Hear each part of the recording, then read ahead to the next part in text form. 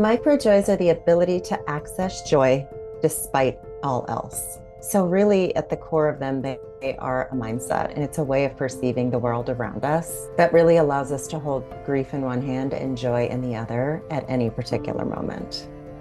In 2018, I wrote a book called A Year of Positive Thinking. But in 2020, 3 months after the pandemic started, my 32-year-old nephew was murdered walking to a friend's house. Within 4 months, my beloved mother passed away unexpectedly. Within a month after that, my 49-year-old brother had a stroke. And then within probably a month of him coming home, I was diagnosed with breast cancer. Life just felt like it kept coming to the point that there was nothing else that I can do but surrender.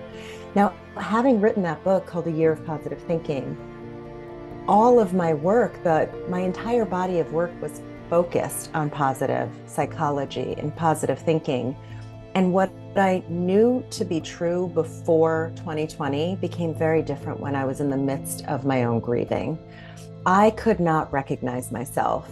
And it's not to say that anything in my book is incorrect or inaccurate. I still stand by all of it. But what I knew was that in that moment, there was nothing that I could look forward to. There was nothing that I could be positive about. There were simply these micro moments that I would experience that were inside of my grief. They coexisted with my grief that allowed me these moments of respite.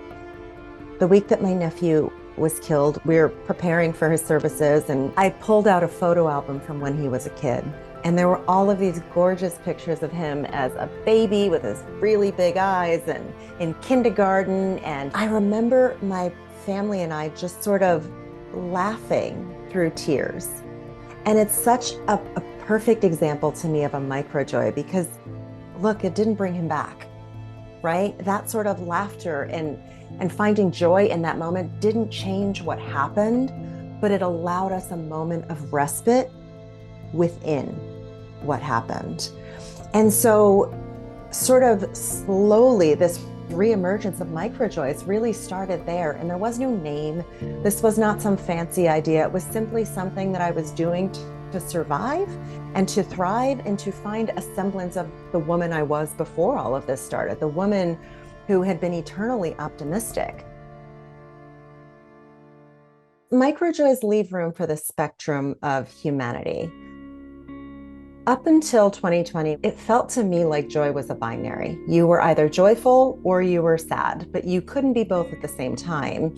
And microjoys really allow us to hold space for all of it. In fact, it requires that we hold space for all of it, the difficult times, and then find these moments of beauty, of joy, of ordinariness that coexist with whatever it is that we are going through.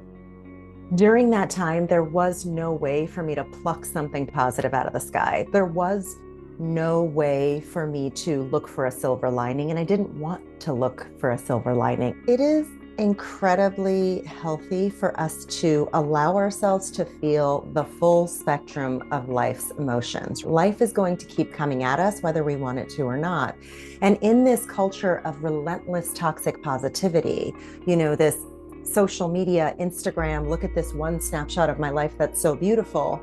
In this culture of that, we can often feel shame and guilt for feeling things that are perceived to be difficult, like grieving or sadness or anger. We cannot move through any of these emotions if we don't feel them first.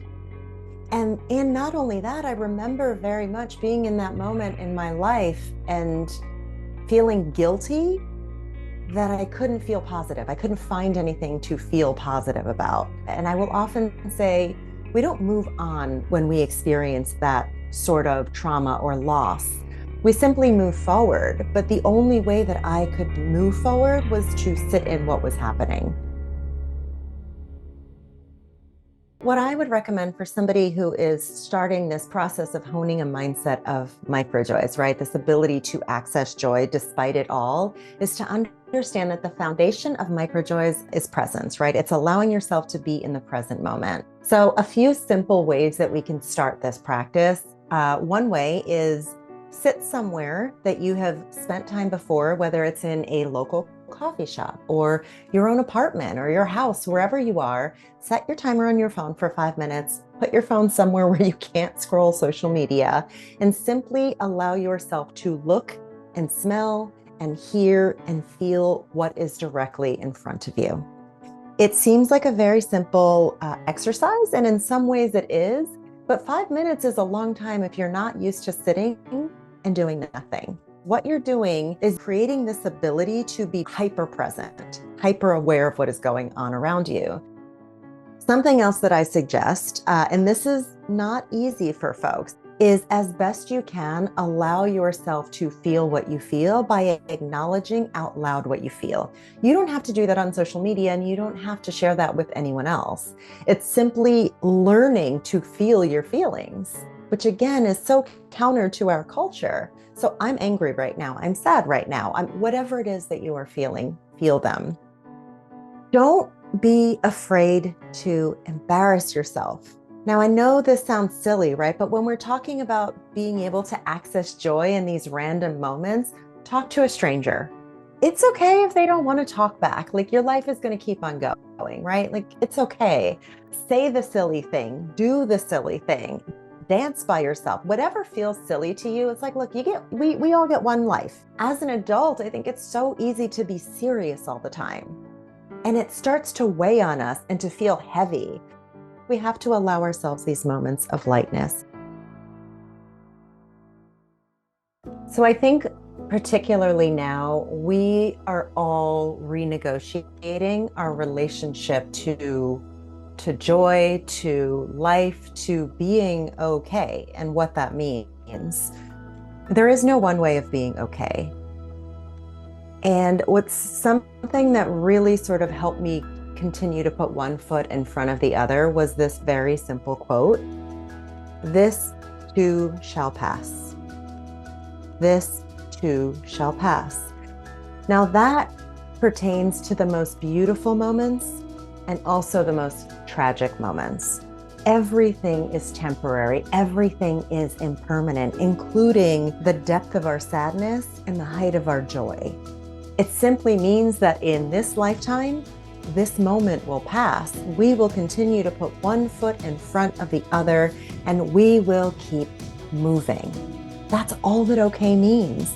Your version of what was okay a decade ago is going to be different than that okayness a year from now, 10 years from now. So there's a certain honoring of time, honoring of where we are in that moment, understanding that everything is temporary, and understanding that every single moment that we experience will pass and something new will show up for us. Okay does not mean that things will go back to what they were or go back to normal. Whatever normal is, even that term changes. So there's really this fluidity with what it means to be okay, and accepting that that fluidity simply is. That's life.